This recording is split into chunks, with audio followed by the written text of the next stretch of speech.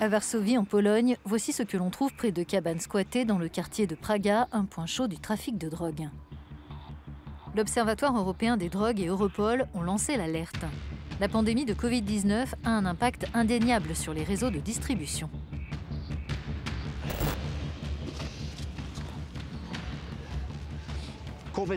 La pandémie a perturbé les chaînes d'approvisionnement de marchandises à travers le monde. Il en est de même pour les trafics illégaux. Comment les dealers de drogue et toxicomanes réagissent-ils au chaos du coronavirus? Nous enquêtons à Varsovie. Le coronavirus a obligé l'ONG Précursor, qui aide les toxicomanes, à réorganiser son travail dans la rue. Les tests sanguins et la fourniture de seringues neuves ne se font plus dans une camionnette, mais à l'extérieur. Pavel, tu as 3 résultats négatifs pour le sida, la syphilis et l'hépatite C. Tout est OK pour toi. Je suis très content, je m'attendais à pire et je suis ravi. Je suis soulagé d'avoir des résultats négatifs. La pandémie a augmenté le nombre de deals sur le darknet, les recoins sombres du web et les livraisons à domicile de substances illicites. Selon l'Observatoire européen des drogues, du fait de la présence policière plus forte dans la rue pour faire respecter le confinement, les transactions en face-à-face ont été en partie remplacées par la technique des boîtes aux lettres mortes, utilisée par les espions pendant la guerre froide. Comme nous l'explique Eva, ex-toxicomane. La seule chose qui a changé, c'est que les dealers n'ont plus de contact direct avec les acheteurs. Ils disent « j'ai caché la drogue, là ou là ». Ça se passe par téléphone. Ils mettent la drogue sous une brique, dans un petit trou, dans un mur ou dans un coin.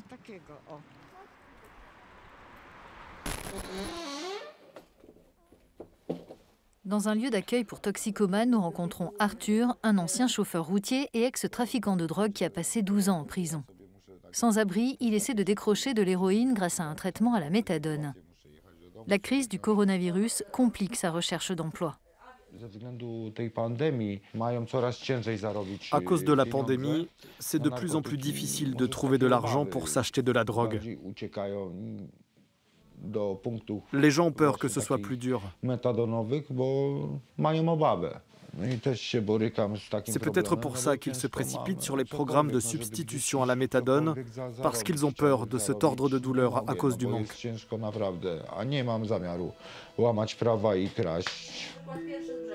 Pour aider les toxicomanes à renoncer à l'héroïne, des établissements de santé délivrent des traitements de substitution. Du fait de la pandémie, la méthadone n'est plus distribuée tous les jours, mais en grande quantité pour 2 semaines, de manière à réduire les contacts. La directrice du lieu d'accueil se félicite de cette évolution. Je pense que pour un certain nombre de personnes sous traitement, venir tous les jours, ce n'est pas bon pour elles. Car cela les maintient au quotidien dans cet environnement où elles passent du temps au milieu de toxicomanes. Venir souvent et avoir des contacts fréquents avec des gens qui consomment de la drogue et proposent de la vendre, c'est toxique et dangereux pour ces personnes.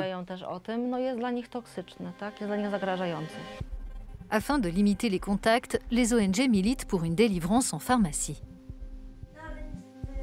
Ex-toxicomane, Olga nous accueille chez elle. Après avoir consommé du cannabis dans sa jeunesse, elle est devenue accro à l'héroïne. Elle suit un traitement de substitution depuis plusieurs années. Elle a fait ce choix parce qu'elle voulait en finir avec les activités illégales et les problèmes de santé. Elle est contre le fait de distribuer la méthadone pour 2 semaines. On ne va pas se mentir, il y a des gens qui s'inscrivent au programme de méthadone, pas pour se sortir de leurs problèmes de drogue.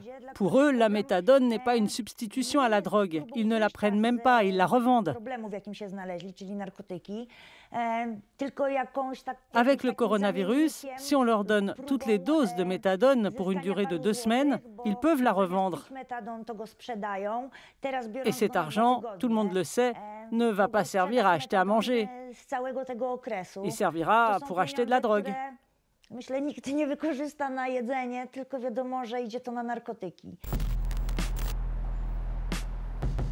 Mais le principal dégât de la pandémie est ailleurs. En détruisant l'économie, elle a privé des personnes comme ce jeune homme que nous appellerons Wojtek de la perspective de trouver un emploi légal qui le ferait sortir de la drogue et des activités criminelles. La pandémie a changé ma vie. Avant, à ma sortie de prison, j'avais trouvé un emploi, ça semblait aller, j'avais un appartement. Mais avec le coronavirus, j'ai tout perdu, l'emploi et l'appart. Donc j'en étais arrivé à un point où je devais choisir entre vivre dans la rue ou recommencer à voler. Je sais que beaucoup de gens sont dans la même situation. Ils doivent décider quelle voie prendre à cause de la pandémie.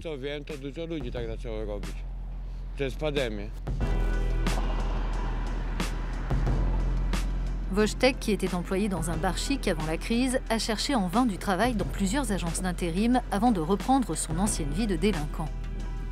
Après avoir discuté avec le médecin qui le suit pour son traitement à la méthadone, il a été d'accord pour nous livrer son histoire. Toute ma vie, j'ai travaillé dans des restaurants. Alors pour moi, en ce moment, il n'y a pas de travail, c'est la vérité. Il y a eu une période où j'étais accro à la drogue. Et pendant plus de 2 ans, j'ai dealé moi-même. Je vendais la substance dont j'étais dépendant, l'héroïne. C'était un massacre. Wojtek ne consomme plus de stupéfiants, mais reste accro à l'alcool, aux jeux et aux femmes. Pour satisfaire ses addictions, il lui faut gagner de grosses sommes d'argent illégalement. Ça, c'est pas beaucoup. J'ai que 3000 zloty. C'est rien du tout. Pour quelqu'un d'ordinaire, c'est suffisant pour un mois. Mais moi, ça me suffit pour un jour ou 2 maximum. Je peux aller voler n'importe quand. Moi, je vole dans les entrepôts et il y en a plein à Varsovie. Actuellement, c'est plus facile de voler que d'avoir un travail normal et honnête.